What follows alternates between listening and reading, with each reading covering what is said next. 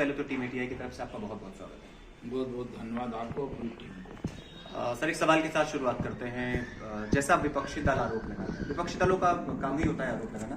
विपक्षी दल आरोप लगाता है कि केराकत विधानसभा में, या यूं कहें कि पूरे प्रदेश में सपा के कामों का भाजपा फीता काटती है।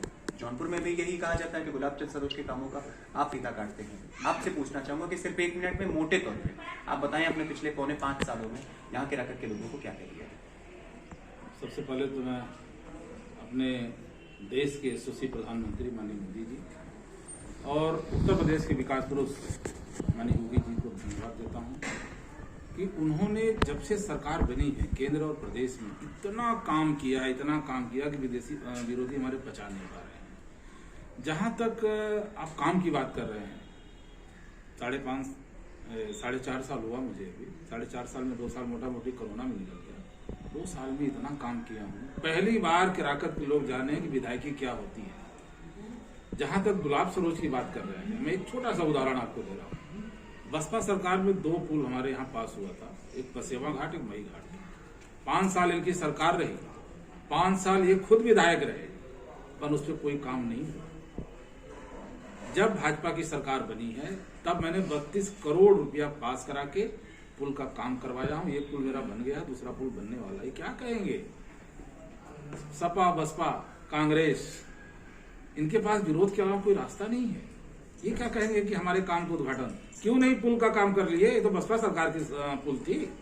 एक छोटा सा उदाहरण, ऐसे कई उदाहरण है। एक ट्रांसफार्मर जल जाते थे सपा सरकार में, 20,000 25,000 चंदा लगता था। 2 महीने बाद ट्रांसफार्मर आता था, वो भी 2 महीने बाद फिर जल जाता था। हमारी सरकार में कोई चंदा कहीं से ले ले? एक भी। अब तक कम से कम हम 300 ट्रांसफार्मर बदलवा चुके। 25 का 63, 63 का 100, 100 का 250। कई गांव ऐसे थे जहां पे लोग बिजली का बल्ब देखे नहीं थे, तरस गए थे। बिजली का बल्ब नाम सुनते देखे नहीं थे। हर गांव में बिजली। आज पैदावार कितनी बड़ी है, धान रखने की जगह नहीं है। हमारे किसान भाई चिल्ला रहे हैं, मेरा धान उठाओ, मेरा धान उठाओ। गेहूं हो चाहे धान हो, पैदावार कितनी बड़ी है। ये सपा बसपा केवल वोट की राजनीति करती है। एक परिवार की पार्टी बन के रह गए, इसलिए विकास नहीं किया। ये तो विधायक जी आपने जवाब सिर्फ ये दे दिया कि फीता कौन काटता है, काम कौन करता है। लेकिन वास्तव में जो मैंने प्रश्न किया उससे थोड़ा सा आपने अलग थलग दिया है। फिर से मैं भी प्रश्न दोहराता हूँ कि केराकत में आपने पिछले 4.5 साल 4.5 साल के आसपास में कितना काम किया? काम तो मैंने करीब 950 करोड़ का किया है। मोटा मोटी आपको गिना रहा हूँ, क्योंकि आपके पास भी समय कम है, मैं देख रहा हूँ।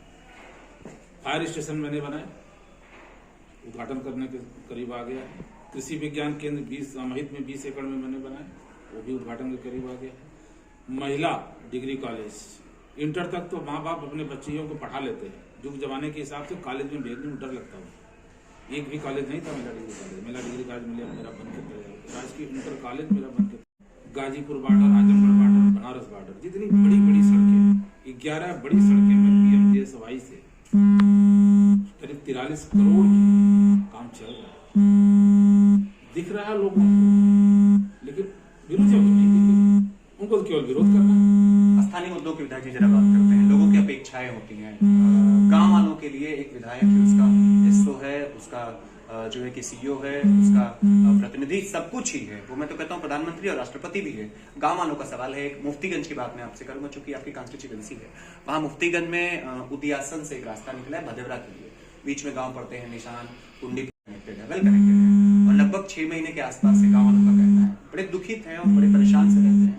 और गांव वालों का कहना है कि रास्ते पे गिट्टी डाल करके छोड़ दी गई। आखिर क्या वजह है?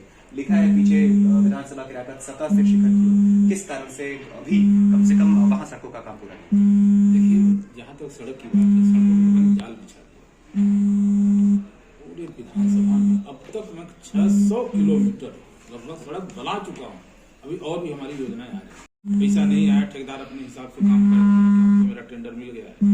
पैसा आने में थोड़ा सा लेट हुआ होगा, और पैसा आ रहा है। जैसे उसको पैसा मिलेगा ये काम पूरा करेगा। तो यानी कि ये आश्वासन लेकर के चला जाए कि विधानसभा चुनाव से 2-4 दिन के अंदर पैसा आ रहा है। ये मेरे संज्ञान में, मैं बताया ना, टेंडर हो जाता है, प्रत्याशा में टेंडर हो जाता है, और ठेकेदार तो मान लिया कि हमको टेंडर मिल गया, तो अपना काम कर दिया, तो उनका हो गया है। लेकिन पैसा आने में लेट हुआ। चुनाव आचार संहिता लगने से पहले बने। एक विधायक जी और सवाल की तरफ जरा बढ़ते हैं कि दल बदलू नेता भी केराकत में बड़ी तेजी के साथ पनप रहे हैं। एक नाम मैं लेकर के चूंकि कहना चाहूंगा, दीपचंद राम, पहले भाजपा की राजनीति की, उससे पहले निर्दल की राजनीति की, फिर कुछ दिन भाजपा की भी राजनीति की।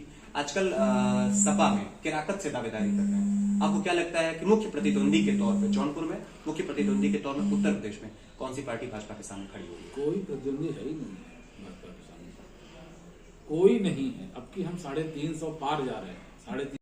जौनपुर की 9 विधानसभा सीटें विधायक जी, बहुत क्रुशियल मुकाबला है और लगता है कि इस बार जान झोंक दे रही है भाजपा, जान झोंक दे रही है सपा। प्रतिद्वंदी के तौर पे दो दल बड़े स्पष्ट तौर पे दिख रहे हैं। आपको क्या लगता है कि जौनपुर की 9 विधानसभा सीटों में भाजपा इस बार कितने 9 के 9 जीत रहे हैं। अब के तो 9 के 9 जीत रहे हैं। जनता इतना उत्साहित है माननीय मोदी जी, माननीय योगी जी के नाम पे, इतने विकास, इतने काम के नाम, जनता बहुत उत्साहित। हम 9 सीट जीत रहे हैं। विधायक जी, जातिगत बातें नहीं करनी चाहिए, लेकिन समाजवादी पार्टी दंभ भरती है कि एम और वाई मेरे साथ साथ हैं। कहते हैं कि मुसलमान हमारे साथ हैं, यादव हमारे साथ हैं। आपको क्या लगता है, इसमें भाजपा सेव करने में सफल हो जाएगी? अभी आप कुछ दिन पहले देखे होंगे, मैं किराकत में कम से कम 700 मुसलमान बीजेपी ज्वाइन कराया। उनका कहना है कि जो मेरा काम करेगा मैं उसके साथ। अभी तक बहकावे में था, अब वो समझ हम समझदार हो गए। हमको बहकाया जा रहा था, तो हमको यूज किया जा रहा था। अब वो बहकावे में नहीं, सब समझदार हो गए। मुसलमान और यादव दोनों मेरे साथ आ गए। एक मंच पे ज्वाइनिंग कराया हूँ। अगर शायद वीडियो देखे ना, मैं दे दूंगा आप लोगों को। जी विधायक जी, बिल्कुल जाते जाते एक अंतिम सवाल आपसे रहेगा, 2 सवाल आपसे और कि 2022 विधानसभा चुनाव जीतने के लिए किस एजेंडे पर आप काम करने वाले हैं? विकास के एजेंडे पे, सिर्फ विकास के एजेंडे पे, क्षेत्र का विकास हो। अभी बहुत से काम हमारे किराकत के बचा हुआ है। मैंने एक पत्रिका छापा है, उसके आखिरी पन्ने पे मैंने लिखा है, इतने काम हो गए, इतने काम बचे, ये भी काम करना है। और लोग उसको पढ़ रहे हैं और उत्साहित हैं, खुश हैं, बहुत ज्यादा खुश हैं। अब जाते जाते बिल्कुल विधायक जी, अंतिम सवाल, गांवों में रहने वाली जनता, विशेष तौर पे मैं किराकत की बात आपसे करूंगा कि एक एक रुपए जोड़ने तोड़ने में बड़ी मुश्किल होती है, बड़ी मुश्किल से एक एक पैसे जुड़ पाते हैं, मिल पाते हैं। ई श्रम कार्ड बन रहा है, चूंकि आप प्रतिनिधि हैं, जानना पूछना बड़ा आवश्यक है। एटीआई ने पड़ताल भी की है कि ई श्रम कार्ड के लिए सरकार की तरफ से, प्रशासन की तरफ से सख्त आदेशित किया गया कि असंगठित क्षेत्रों के लिए, योगी जी ने कहा है कि मार्च में असंगठित क्षेत्रों के लिए 500 रुपए सरकार की तरफ से दिए जाएंगे। सहज जन सेवा केंद्रों पर, ऑनलाइन केंद्रों पर, दुकानों में जम के, किराकत में भी, विधानसभा किराकत की बात करता हूं, अनेकों विधानसभाओं में दुकानदार 50 रुपए, 70 रुपए, 50 रुपए, 70 रुपए एक तरीके से धनुगाही कर रहे हैं, जबकि 20-20 रुपए सरकार की तरफ से लोगों को दिया जा रहा है, दुकानदारों को दिया जा रहा है। ये धनुगाही आखिर कैसे, आखिर इस पे आपका ध्यान तक क्यों नहीं जाता है? नहीं, देखिए, अगर अभी आप जब बता रहे हैं मुझे जानकारी है, जैसे मुझे जानकारी होती है मैं तुरंत उसका कार्रवाई करता हूँ। चाहे कोई, चाहे सरकारी अफसर हो, चाहे पुलिस विभाग हो, चाहे ये दुकानदार हो, कोई भी जानकारी होने में तुरंत एक्शन लेता हूँ। किसी के साथ अन्याय नहीं करने देता हूँ। अब तक का इतिहास है, मेरे 4.5 पौने 5 साल होने जा रहा है। और मेरे यहाँ इसके पहले की जो भी सरकारें थी, सपा हो, बसपा हो, वोट की राजनीति करती थी, जातिगत राजनीति करती थी। लेकिन भारतीय जनता पार्टी का नारा है सबका साथ, सबका विकास, सबका विश्वास। उसी तरह पे मैं भी काम कर रहा हूँ। मेरे यहाँ कोई भी आ जाए, सपा, बसपा, कांग्रेस, यादव, मुसलमान, हरिजन, खाली हाथ नहीं लौट के जाता है। उसकी आवश्यकता अगर सही है, मैं पूरा करूँ।